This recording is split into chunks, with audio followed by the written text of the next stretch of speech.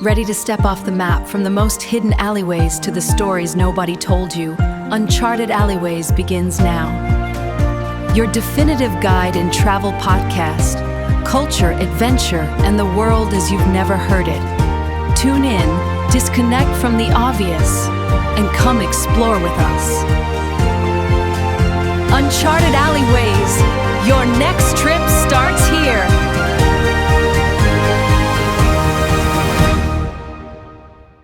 If you look at a map of, almost any major city in the world, there's usually a very clear, hard boundary. Oh, definitely. Like a defined city limit. Right. You cross a highway, or you pass a certain welcome sign, and boom, the high-rises stop, the concrete gives way to grass, and you are officially in the suburbs. It's easy to understand. Yeah, exactly. Because we rely on a terrestrial geometry, right? Yeah. You need human beings, just like our borders, to be solid, defined, and, well, easily categorized on a grid. It makes navigation predictable. It makes it clean. But then, you pull up a map of Venice, and that line simply does not exist. The city doesn't actually end. The stone streets just sort of bleed out into the water. It really is a geographic optical illusion. Yeah. The edges of the city are entirely fluid, which, if you think about it, fundamentally changes how the entire city operates. And that fluid edge is exactly what we're exploring today. So, welcome to the deep dive. We are so thrilled to have you here with us. Today, we're opening up this incredibly rich set of travel dispatches from the series Uncharted Alleyways, specifically focusing on part 2 of their Venice exploration. Which is really where the genuine journey begins, I'd say. Right. Because if you're listening to this, you likely already know the greatest hits of Venice. I mean, the first part of this exploration covered all those heavy hitters you expect. The Grand Canal, crossing the Rialto Bridge, standing in the middle of St. Mark's Square surrounded by, all the pigeons and palaces. Right.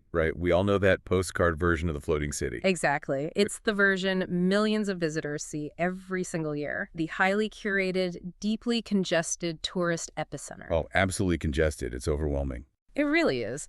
But our mission today is different. Today, our goal is to bypass those overwhelming tourist traps to discover the real floating city. The Venice that continues to function, breathe, and sustain its own population long after the day trippers have gone back to their cruise ships. So get comfortable and, okay, let's unpack this. Well, to really understand authentic Venice, you have to break that illusion of the edge we just talked about. Mm-hmm. The city doesn't just stop where the Grand Palazzos and the main canals stop. I mean, it sprawls outward across a massive, ancient saltwater lagoon. Right, you have to physically leave the center to find the pulse of the city. You step onto a vaporetto, the local water bus, basically, and as it glides out of the Grand Canal, you experience this profound sensory shift. Oh, it's totally palpable. You can feel the atmosphere change. The famous Venice skyline physically shrinks behind you. The church towers turn into these dark silhouettes against the sky.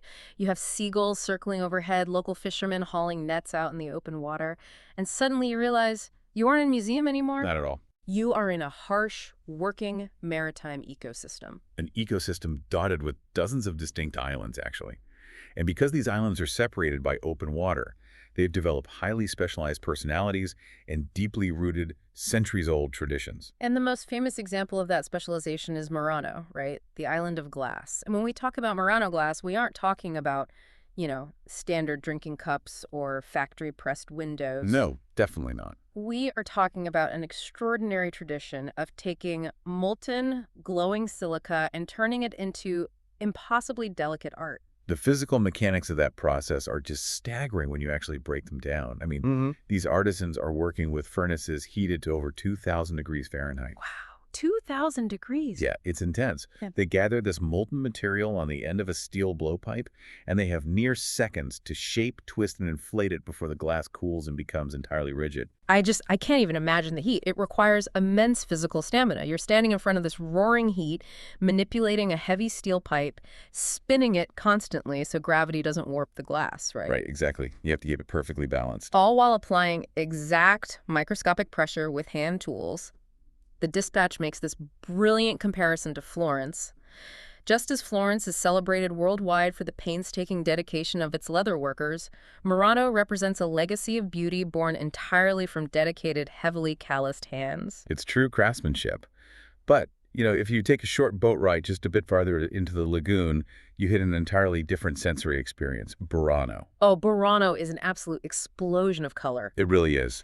Every single house on this island is painted its own bold, brilliant shade. Rich reds, sunny yellows, bright greens, soft pinks, brilliant blues. And the local legend behind this is incredibly practical, which I love. Yeah, the fog story. Exactly. The story goes that these homes were originally painted in these vibrant, contrasting colors so that the local fishermen could navigate back through the thick, notoriously dense morning fog that rolls off the Adriatic Sea. Right, because they needed to spot their own front doors from the water. Such a simple but genius solution. It's functional architecture that just evolved into a deeply unique cultural aesthetic. But what is truly striking about Burano is the unhurried pace of life. You have laundry blowing in the breeze, overflowing flower boxes, children riding bikes home from school. Which brings a really specific comparison to mind for me. Taking that vaporetto ride out into the lagoon, stopping at Murano and Burano, it feels a lot like taking a commuter train from a major metropolis out into the suburbs. Oh, I see what you mean. Right. But instead of arriving at a bunch of identical cul-de-sacs and strip malls, you pull up to these isolated islands of fire and color.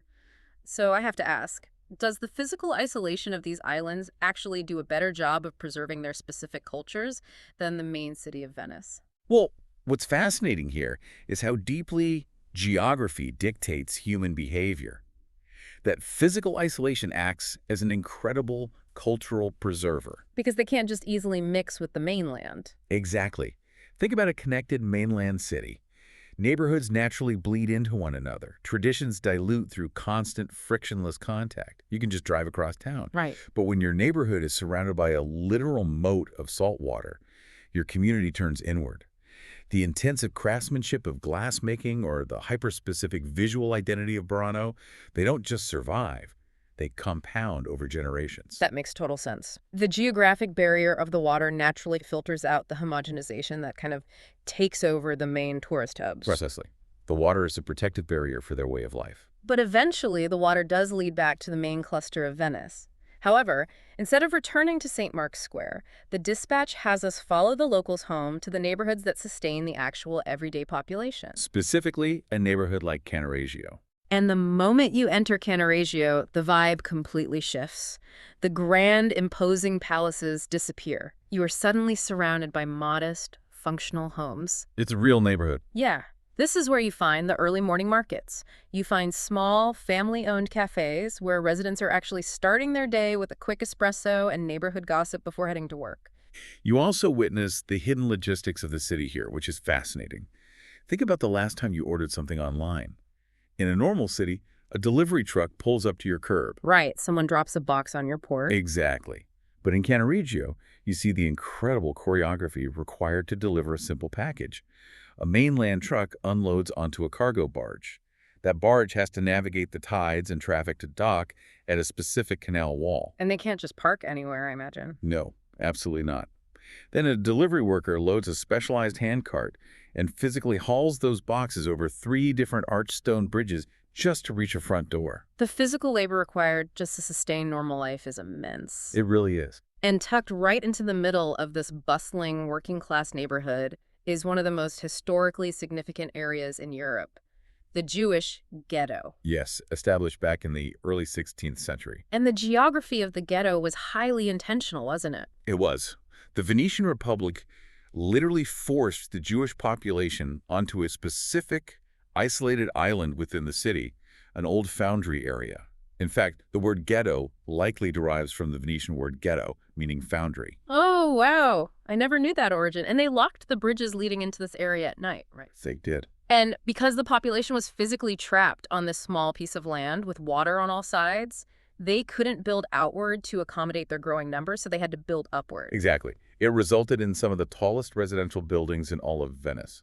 Today, it is filled with peaceful squares, incredible bookstores, and historic synagogues. It really serves as a vital reminder of the diverse communities that shape the city's cultural heritage. Sure. But I want to push back on this a little bit, because as outsiders, as travelers, there is this strong tendency to romanticize what we are seeing. Oh, definitely. It is so incredibly easy for a visitor walking through Cannaregio to treat Venice like a beautiful sinking museum, to look at the delivery guy hauling the handcart or the resident drinking coffee and view them as part of an exhibit. Like they're actors on a stage. Exactly. So is it actually possible for a visitor to truly experience this local life, or are we always just looking at them through the glass? Well, if we connect this to the bigger picture, it really comes down to the fundamental intent of the traveler.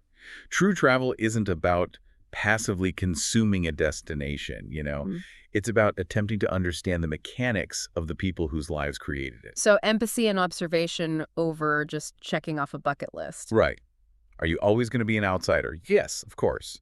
But there's a massive difference between treating a neighborhood like a theme park and treating it like someone's living room. That's a great way to put it. Wandering Cannaregio thoughtfully, observing the delivery workers without getting in their way for a photo, understanding why the buildings in the Jewish Ghetto are so tall, that is how you shift from being an entitled tourist to a respectful observer of a living community. You stop looking at the facades of the buildings and start recognizing the pulse inside them, and observing that local pulse naturally leads to wanting to participate in it. And the most universal way to do that anywhere you travel is through food and shelter. The everyday necessities.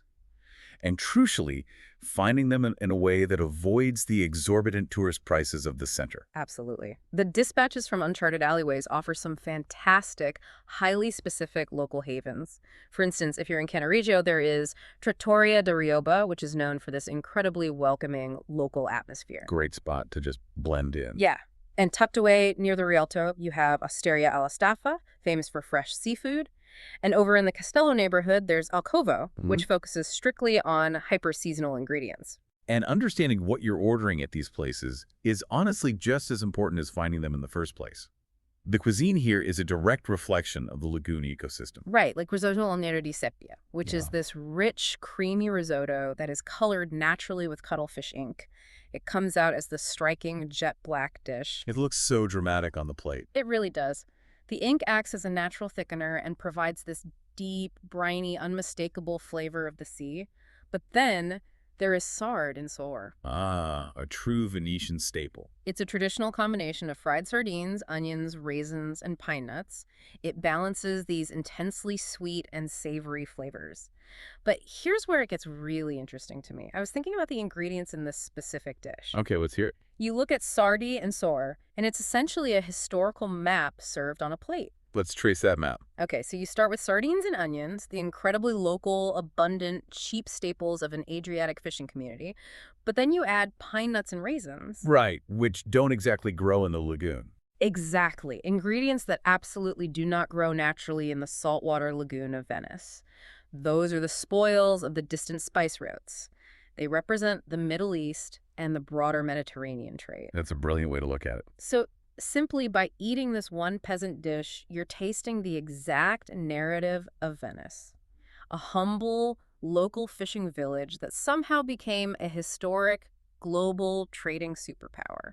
That is exactly right. And to understand how they became that superpower, you have to look at the water again. I mean, Venice wasn't just located near the water. They engineered a militarized mastery of it. Through their shipyards, right? Yes. Yep. Just down the canal from these restaurants is the Arsenal, which was essentially a massive state-owned shipyard.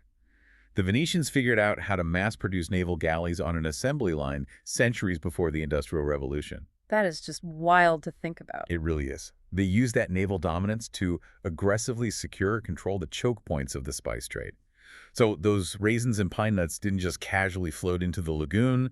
They were secured by a merchant navy that monopolized global trade. Geography dictating history, right there on the dinner plate. Exactly. And just as geography dictates the historical diet, it heavily dictates the modern economics of the city today, especially when it comes to finding a place to sleep. Oh, yeah.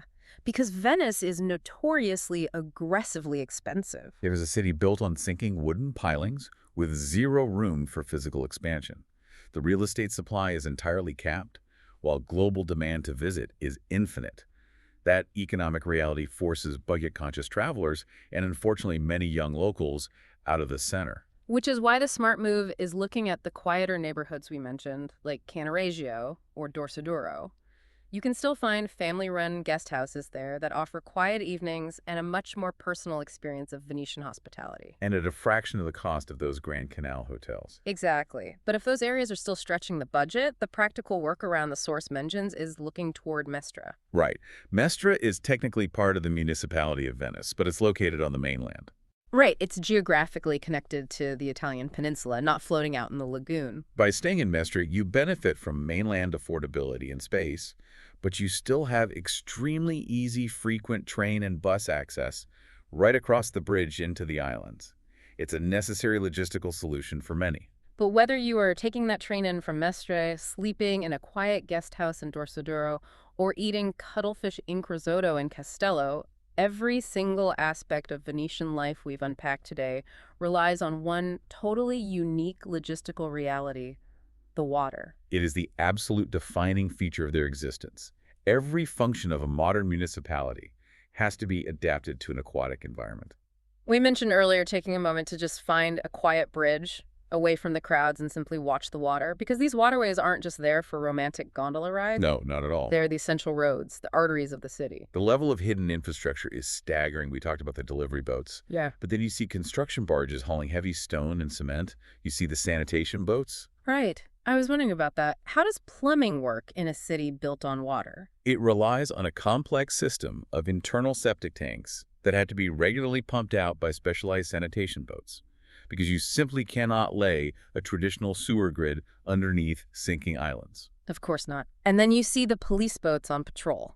And most mind-blowing of all, well, the emergency services. Water ambulances? The ambulances are boats. Imagine your entire city's infrastructure, your plumbing, Amazon deliveries, emergency medical responses, relying entirely on boats navigating narrow, winding canals. It's hard to wrap your head around. If someone has a heart attack, the paramedics load into a specialized boat equipped with stabilization gear, and they race to the address. But they can't just throw on a siren and speed down a straight, empty highway. Right, because of the weight clause. Exactly. They are strictly limited by these wake laws because moving too fast creates waves moto ondoso that physically erode the ancient brick foundations of the city.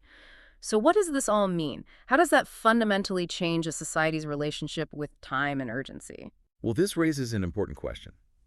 Living with this aquatic infrastructure forces Venetians to operate on a completely different, almost forced psychological rhythm compared to any other modern car-driven city in the world. Because you can't just rush everything. Exactly. Think about your own daily commute. When you're late, your instinct is to accelerate. Urgency is solved by pressing the gas pedal. Yeah, you just drive faster. But in Venice, urgency is governed by the physical limitations of water displacement. You simply cannot force a boat to move faster than the canal will safely allow without destroying the city itself. It's like the city enforces its own mandatory speed limit on human anxiety. You cannot stress your way into moving faster. You just have to surrender to the physics of the water. You really do. It creates a society that is inherently forced to be more patient, more deeply attuned to the natural environment, and incredibly highly coordinated. Because a single bottleneck on a narrow canal affects the entire ecosystem. It's a domino effect. Absolutely. Yeah. And there is perhaps no better time to experience that surrender than at the end of the day. The sunset. Returning to the Grand Canal at golden hour, the sunlight softens and the ancient buildings start to glow in these warm shades of gold and amber. The reflections ripple across the water, and the whole pace of the city just collectively exhales. The locals finish their workday. Friends gather by the canal walls for conversation. The heavy, frantic energy of the midday tourist rush begins to fade away as the day trippers leave. The canals become peaceful.